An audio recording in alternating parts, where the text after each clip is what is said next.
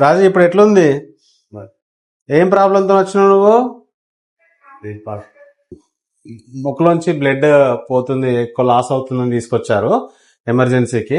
Right no ఇప్పుడు recover అయ్యారు, better గానే ఉన్నారు. అయితే ఇది చాలా కామన్ నోస్ బ్లీడింగ్ అనేది.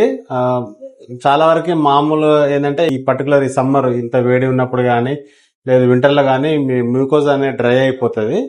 సో దానివల్ల నోస్ ప్రిక్కింగ్ కానీ లేదా చిన్నగా బ్లో చేసినా కానీ అట్లాంటివి కానీ ఉన్నప్పుడు నోస్ బ్లీడింగ్ అయ్యే అవకాశం ఎక్కువ. అలానే ఒక్కొక్కసారి ఏంటంటే వాళ్ళకు ఇంటర్నల్ గా బీపీ ఎక్కువ ఉండి కంట్రోల్ లేకపోయినా కానీ లేదు అంటే ఇంకేదన్నా హెల్త్ రిలేటెడ్ అంటే కోయాగులేషన్ డిజార్డర్స్, బ్లడ్ క్లాట్ అవ్వకపోవడం ఇట్లాంటివి మనం ఎవాల్యుయేట్ చేయాల్సి వస్తుంది. ఎప్పుడైనా మనం ఇప్పుడు సరే మనకు దగ్గరలో ఫెసిలిటీస్ ఉంటే ఓకే, లేదు సో సడన్ గా మనకి ఇంట్లో బ్లీడింగ్ ఎక్కువ అవుతుంది, అప్పుడు చాలా మంది గాబరా పడతారు. సో అప్పుడు ఏం చేయాలనేది తన్ని అడుగుదాం. ఏం చేస్తావు బ్లీడింగ్ అయినప్పుడు ఏం చేయాలి? సో అది సో హ్యాండ్ తోని కంప్లీట్ గా ముందు అంటీరియర్ పార్ట్ నోస్ క్లోజ్ చేసుకోవాలి.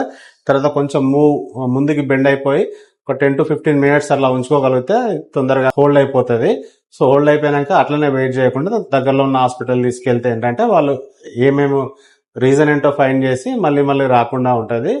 సో అలాగే ప్లస్ మన నోట్లో నుంచి ఏమన్నా కొంచెం బ్లడ్ లోపలికి వెళ్తే మింగకుండా ఉమ్మేయడం బెటర్. ఎందుకంటే అది మింగినప్పుడు కొంచెం మనకు మళ్ళీ వామిటింగ్ సెన్సేషన్ అయ్యి వామిటింగ్ అయ్యే అవకాశం ఉంటుంది.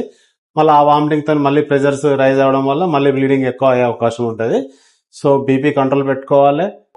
ఆక్సిమెటజోల్ అని ఒక స్ప్రే ఉంటుంది, అది కూడా తనకు రాసిస్తాము. ఏదైనా ఎమర్జెన్సీ సిచ్యువేషన్ లో అది వాడితే సరిపోతుంది. సరేనా? ఓకే. ఈ వేడి గాలికి అటు ఇటు తిరగద్దు, కొంచెం జాగ్రత్తగా ఉండాలి. సరేనా? మళ్ళీ అయినప్పుడు ఏం చేస్తావు, ఇట్లాంటివి తీసుకోవాలి, ఏమంటే మళ్ళీ హాస్పిటల్ రావాలి. ఓకేనా? స్మోకింగ్ అట్లాంటివి ఏమైనా చేస్తావా? బీడీలు తాగుడు?